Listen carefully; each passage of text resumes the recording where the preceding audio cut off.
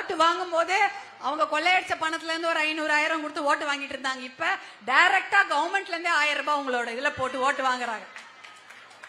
1000 ரூபாவை உங்க வீட்டுக்காரங்களோ உங்க பிள்ளைங்களோ உங்க கூட பிறந்த அண்ணன் தம்பியோ குடிச்சிட்டு சாராய் கடையில கொடுத்த 1000 ரூபாய் அடுத்த மாசமே உங்களுக்கு உரிமை தொகைன்ற பேர்ல பேங்க்ல வந்து உழுது. இத கொடுத்து ஓட்டு வாங்குறாங்க. ஏன்னா அவங்க எல்லாருக்கும் தெரிஞ்சிருச்சு, ஆம்பளைங்களை எல்லாம் ஏமாத்த முடியாது, பொம்பளைங்களை நல்லா ஏமாத்திடலாம்.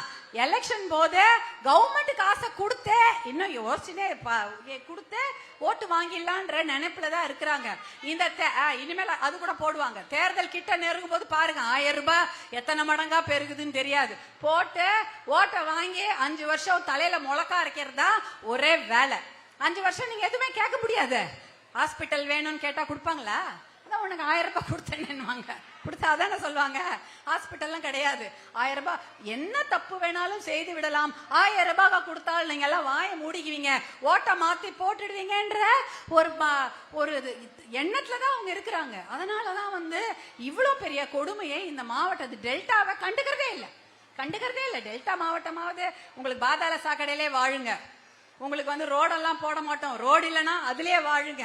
உங்களுக்கு வேலை திட்டம் கிடையாது, வேலை கொடுக்கவும் மாட்டோம். 10 நாள் 15 நாள் 13 நாள் இதான் வேலை. இதுதான் உங்களுக்கு, இதுதான் நமக்கு விதிக்கப்பட்ட தலைவிதியா? ஏன் நல்லா வாழணும்ன்றது நம்ம இவங்க அதுக்கு தானே ஓட்டு போட்டு ஒரு அரசாங்கத்தை தேர்ந்தெடுக்கணும். பெண்கள் பாதுகாப்பு தானே முக்கியம். நல்லா வாழணும்ல. ஒரு ரோடு போடணும், ஒரு பஸ் விடணும், படிக்கிறதுக்கு கல்லூரி கொடுக்கணும், மருத்துவமனை கொடுக்க வேண்டும், வேலை கொடுக்கணும். வேலை கொடுக்கறாங்களா? இந்த வேலை சென்ட்ரல் கவர்மெண்ட் கொடுத்த வேலையே கொடுக்கல. இங்க தமிழ்நாட்டில் அரசாங்க வேலையே கிடையாது. எந்த அரசாங்க வேலையும் கிடையாது. எல்லாமே டெம்பரரி வேலை தான். எது கேட்டாலும் தற்காலிக வேலை தான் கொடுப்பாங்க. நிரந்தர வேலையெல்லாம் கிடையவே கிடையாது. இதுதான் இன்னைக்கு நடந்து கொண்டு இருக்கிறது. அந்த ஏமாற்று வேலைக்கு நீங்க எல்லாம் பலியாக போறீங்களா? திருப்பி பலியாக கூடாது. ஏன்னா இது அப்பேற்பட்ட ஒரு சூப்பரான ஒரு மாவட்டம். நான் வந்து ஒரு மாசம் முன்னாடி தான் வந்தேன்னு நினைக்கிறேன். கங்கனாம்புத்தூர் ஒன்றியம் நினைக்கிறேன். ஆமா, அந்த எங்க அங்க வந்திருக்கீங்களாமா?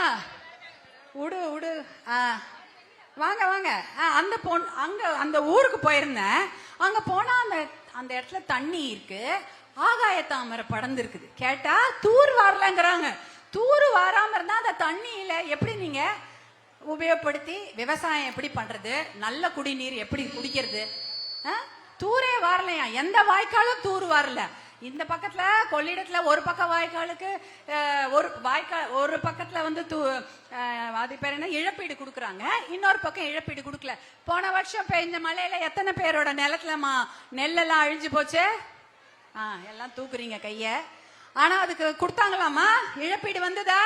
போன வருஷம் மழையில சம்பா போச்சா, குருவையும் போச்சு, எல்லாம் போச்சு. இந்த வருஷம் வர மழை பெஞ்சுது, அதுல நிறைய நெல் பழா போச்சு. நானே போய் அங்க பேட்டியெல்லாம் வேற கொடுத்தேன். அந்த இடத்துல எல்லாம் போய் நின்று பார்த்தா தண்ணியில அப்படியே முழுகி போயிருக்குது. அந்த தண்ணி வடிக்கவே இல்லை. கேட்டா அது என்ன தூர் வரல, அதனால வடியாது. என்ன இது அநியாயம்? நம்ம வீட்டுல ஒரு குடம் இருந்தா கூட தொலைக்கி எவ்வளவு சுத்தமா வச்சிருப்போம். ஒரு குடம் இருக்குது, அந்த குடத்தை நல்லா அப்படியே பவுன் மாதிரி அந்த புளி போட்டு தொலைக்கி அழகா சுத்தமா வச்சாதான் அடுத்த நாள் தண்ணி பிடிச்சா அது நல்ல தண்ணி இல்லையா? ஒரு 10 நாள் அந்த குடத்தை தொலைக்கவே இல்லை, இல்ல ஒரு மாசம் தொலைக்கவே இல்லைன்னா அந்த குடம் எப்படி இருக்கும்?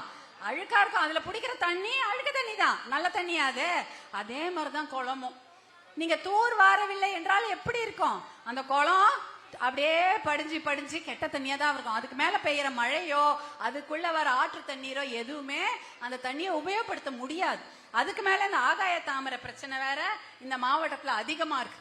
அது முழுக்க ஆக்சிஜனையும் குறைச்சிடுது, சூரிய வெளிச்சத்தையும் குறைச்சிடுது, அதுக்குள்ள இருக்கிற மீனெல்லாம் சாவடிச்சிடுது. எதுவுமே கிடையாது. அந்த தண்ணி நீங்க தேங்கின தண்ணிய விவசாயத்துக்கும் உபயோகப்படுத்த முடியாது, குடிக்கிறதுக்கும் உபயோகப்படுத்த முடியாது. என்ன அப்போ விவசாயம் தானே முக்கியமான ஒரு வாழ்வாதாரம்.